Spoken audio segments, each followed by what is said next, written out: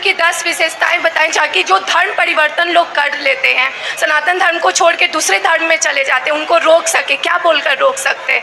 ऐसी कोई 10 विशेषता। जो YouTube पर जुड़ रहे हैं आप सब चैनल को सब्सक्राइब कर लीजिएगा और शेयर कीजिएगा। जय श्रीमन नारायण। मैं तृप्ति आप सभी का स्वागत करती हूँ अपने YouTube चैनल सनातनी श्रीका में। आज हम बात करेंगे एक ऐसी लाइव प्रश्नोत्तरी के बारे में जिसमें एक महिला गुरुजी के समक्ष आती हैं और गुरुजी से कहती है कि गुरुजी आज ऐसा क्यों हो रहा है कि सनातन धर्म को लोग छोड़ करके दूसरे धर्म को में चले जा रहे हैं, यानी कि धर्म परिवर्तन क्यों हो रहा है। तो इस पर गुरुजी ने क्या समझाते हैं आगे हम इस वीडियो में देखने वाले हैं। साथ ही वो कहते हैं कि सनातन धर्म की 10 विशेषताएं बताइए जिससे कि व्यक्ति सनातन धर्म को अपना सके। तो चलिए वीडियो को स्टार्ट करते हैं, बिना देरी करे शुरू करेंगे आज का हम ये भक्तिमय वीडियो जिसमें गुरुजी ने बताया है कि 10 विशेषताएं सनातन धर्म की, साथ ही धर्म परिवर्तन को कैसे रोका जा सकता है। चलिए वीडियो स्टार्ट करते हैं। गुरुजी हमें पूछना है कि सनातन धर्म की 10 विशेषताएं बताएं। माइक पास में लो। अच्छा ले सनातन धर्म की 10 विशेषताएं बताएं ताकि जो धर्म परिवर्तन लोग कर लेते हैं, सनातन धर्म को छोड़ के दूसरे धर्म में चले जाते हैं, उनको रोक सके, क्या बोलकर रोक सकते हैं? ऐसी कोई 10 विशेषता। सनातन धर्म की पहली विशेषता ये है कि हमारे धर्म में नारी को भी भगवान का दर्जा दिया गया है। दुर्गा दुनिया में कहीं किसी के पास नारी को भगवान के समक्ष नहीं खड़ा किया गया।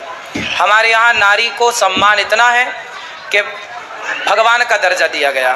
दूसरा, सनातन धर्म की विशेषता ये है कि हम अपनी माता को भगवान कहते, मातृदेवो भव, माता को भगवान का सम्मान देते हैं।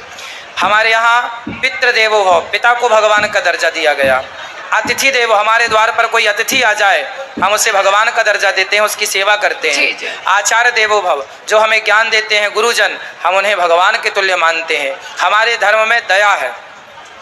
सब गिनते जाना कितनी बातें हो गई। दया है हमारे यहाँ। क्या है? दया। दुनिया में सब मार काट करते हैं, कोई बकरे को काट रहा, कोई गाय को काट रहा, कोई सुअर को काट रहा है, लेकिन हमारे यहाँ कोई केक काट रहा है, कोई सुअर काट रहा है, कोई बकरा काट रहा है। हमारे यहाँ लड्डू बांटकर, मिठाई बांटकर, दिया जलाकर उत्सव मनाए जाते हैं, ना कि किसी का खून बहाकर। सही बात। ये सनातन धर्म की विशेषता है। दया पूरी दुनिया में सनातनियों के पास है। सनातन ही कहता है कि विश्व का कल्याण हो। पूरी दुनिया विश्व का कल्याण नहीं, केवल अपना कल्याण चाहती है, पर हिंदू सनातनी पूरे विश्व का कल्याण चाहते, इसलिए जयकारा लगाते हैं विश्व का कल्याण हो। एक हिंदू है जो कहता है कि अधर्म का नाश हो। हम व्यक्ति का नाश कभी नहीं करते, ना व्यक्ति का नाश चाहते हैं। व्यक्ति के अंदर की बुराई का नाश करते हैं और बुराई का नाश चाहते हैं। आप बुरे नहीं होते, आपके अंदर की बुराई बुरी होती है। हम व्यक्ति के दुश्मन नहीं है, हम व्यक्ति के भीतर की बुराई के दुश्मन है, इसलिए अधर्म का नाश हो कहा जाता है। हिंदू धर्म की विशेषता है कि हिंदू धर्म की एक बहुत अच्छी व्यवस्था है ब्राह्मण, क्षत्रिय, वैश्य, शूद्र की, जहाँ पर हम लोग अपने अपने कार्य में लगे रहें और एक दूसरे से भाईचारे के रूप में रहते हैं। हम हिंदू सनातन धर्म के लोग, हमारी बेटी का ब्याह होता है तो बेटी के ब्याह में ब्राह्मण की भी जरूरत पड़ती है, क्षत्रिय की जरूरत भी पड़ती है, वैश्य की जरूरत भी पड़ती है और शूद्र की जरूरत भी पड़ती है। जितने सारे काम है शूद्र भाइयों के द्वारा संपन्न, बिना उनके विवाह संपन्न नहीं होता। आप पूरा विधि विधान विधिवत जब देखेंगे तो एक काम, अब देखो विवाह में जब विवाह होता है तो मंत्र कौन पढ़ता है? ब्राह्मण। लेकिन दुल्हा के पास कटार होती है, वो क्षत्रिय का प्रतीक है कि नहीं? हाँ। हर दुल्हा के पास क्या होती है? कटार। कहीं तलवार लेके चलने की, वो क्षत्रिय का, ब्राह्मण का भी ब्याह है तो क्षत्रिय तलवार लेके चल, वो ब्राह्मण क्षत्रिय का प्रतीक है, क्षत्रित्व को वो दर्शा रही है तलवार, है ना। वैश्य कहाँ काम आता है विवाह में? अरे वैश्य के घर से ही, व्यापारी के घर से खाद्य राशन कहाँ से लाते हो? शादी ब्याह में, है ना, जरूरत पड़ती है उसकी। और हमारे यहाँ पाँव में माहौर लगाने वाला, घर में छोटे छोटे जो काम होते सब करने वाले शूद्र भाई, मतलब हमारी इतनी अच्छी व्यवस्था है कि एक बेटी का ब्याह हो तो हम चारों भाई इकट्ठे हो जाते हैं एक जगह, ब्राह्मण, क्षत्रिय, वैश्य, शूद्र। हम संगठित रहते हैं, लेकिन कुछ लोगों ने जातिवाद का जहर घोल के हम लोगों को आपस में लड़ा दिया। ये बाद का विषय हो गया। तो सनातन धर्म संगठन का प्रतीक है। सनातन में जितना संगठन था उतना कहीं नहीं था, लेकिन बिखर गए लोगों ने, जयचंद जैसे लोगों ने लड़ाया बाद में। तो हिंदू धर्म की विशेषता, इतनी विशेषताएं हैं कि हम हिंदू प्रकृति के पुजारी हैं। हम किसकी पूजा करते हैं? पीपल की, नीम की, जल की, पहाड़ों की, गिरिराज जी की पूजा।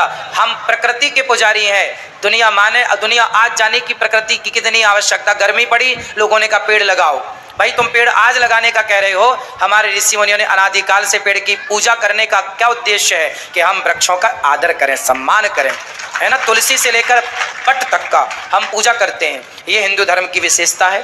हिंदू धर्म की विशेषता और है, हिंदू धर्म की विशेषता है कि हिंदू ही पूरी दुनिया में एक ऐसा है जो पूरी दुनिया को ज्ञान दे करके उसका मार्गदर्शन करता है। इसलिए भारत को विश्व गुरु कहा जाता है। भारत ने दुनिया को शून्य दिया, भारत ने दुनिया को दशमलव दिया। हम सनातनियों ने, आर्यभट्ट कौन थे? सनातनी थे। हाँ। आर्यभट्ट सनातनी थे जिन्होंने शून्य दे करके दुनिया को 10 के पहाड़ा पढ़ाया।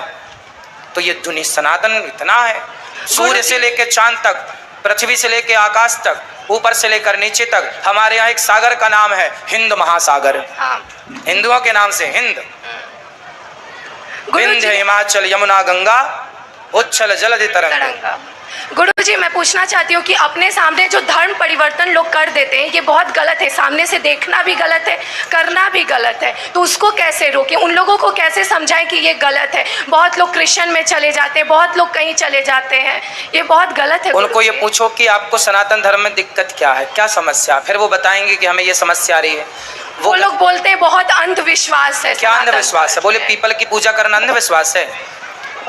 बोले अपने माँ को भगवान कहना, माँ की सेवा करना, मातृदेवो भव, ये अंधविश्वास है? हम क्या कहते हैं? माँ की सेवा करो, पिता की सेवा करो, क्या ये अंधविश्वास है?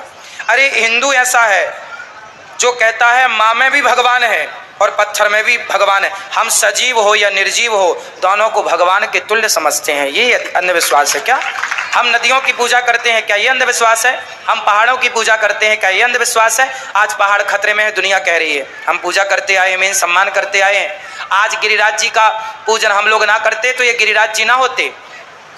गिरिराज जी का पूजन करके आप लोगों ने, सनातनियों ने गिरिराज जी को बचाया, वरना कितने लोगों ने घर बना बना के सब खत्म हो जाता। पर पहाड़ों को भी सुरक्षित किया, कामतानाथ जी को सुरक्षित किया। तो हम, क्या ये अंधविश्वास है कि हम प्रकृति को बचा रहे हैं? हम घर घर तुलसी लगवा रहे हैं, सनातनी तुलसी। जिसके घर में तुलसी होगी वो सनातनी है। तुलसी ऑक्सीजन देती है, जो काम पीपल करता है इतना बड़ा, वही काम छोटी सी तुलसी कर देती है। क्या ये अंधविश्वास है? अंधविश्वास तो वो है जो लोग जा जाके शराब पिला रहे हैं। हमारे यहाँ शंकर जी को पानी चढ़ाया जाता है, दूध चढ़ाया जाता है, औरों की जगह तो जाके शराब चढ़ाई जाती है उनके देवी देवताओं को, जो भी होते हैं उनके यहाँ शराब। अब शराब चढ़ाना अंधविश्वास नहीं है? अरे दूध हमारे यहाँ तो खूब दूध होता था गाय का, तो शंकर जी को ही पिलाते थे, नदियाँ बहती थी दूध की। गुरुजी, तिलक लगाने का क्या उपदेश है?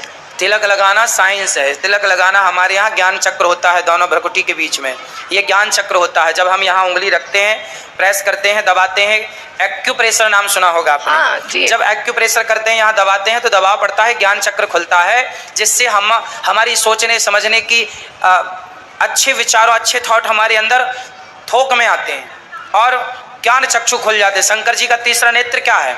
यही तो है तीसरा नेत्र। तीसरा नेत्र का मतलब ये नहीं कि तीसरी आंख यहाँ पर है, ज्ञान का चक्षु मतलब आप सबसे ज़्यादा समझते हैं, आप सबसे ज़्यादा सोचते हैं, आप सबसे ज़्यादा अच्छे डिसीजन लेते हैं। आइंस्टीन क्या है? सबसे अच्छे निर्णय लेने वाला व्यक्ति, सबसे अच्छा काम करने वाला व्यक्ति। अब देखो, वैज्ञानिक तो बहुत हुए, पर डॉक्टर APJ अब्दुल कलाम के जैसा कौन है?